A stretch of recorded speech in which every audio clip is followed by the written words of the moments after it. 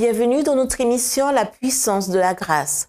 Le titre de la méditation est Obéir dans la confiance. Parle aux enfants d'Israël et qu'ils marchent. Exode 14, verset 15.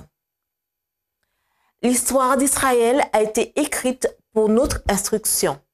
Quand les Hébreux étaient entourés de dangers et de difficultés et que la route leur semblait sans issue, leur foi les abandonna et ils murmurèrent contre le conducteur que Dieu avait mis à leur tête. L'ordre divin fut « avancez ». Il ne s'agissait pas d'attendre que le chemin s'ouvre devant eux et qu'ils comprennent les détails du plan que Dieu avait conçu pour les délivrer. Sa cause doit progresser et le Seigneur ne saurait manquer de frayer un chemin à son peuple. Il y a des moments où la vie chrétienne semble entourée de dangers et où le devoir paraît difficile à remplir. L'imagination place devant nous le précipice, l'esclavage ou la mort. Cependant, la voix de Dieu se fait entendre clairement. Avance.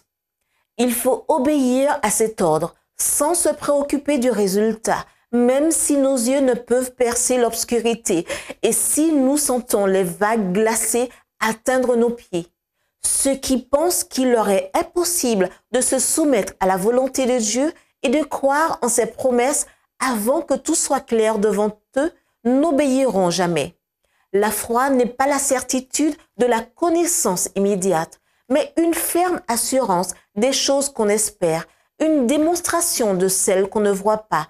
Hébreux 11, verset 1. Obéir au commandement est la seule façon de plaire à Dieu. En avant, tel devrait être le mot d'ordre du chrétien. C'est l'intention de Dieu que nous fassions des progrès continuels dans la connaissance et la vertu.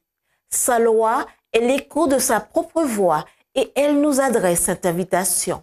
Venez plus haut, soyez saints, toujours plus saints. Chaque jour, nous devons nous approcher davantage de la perfection du caractère chrétien.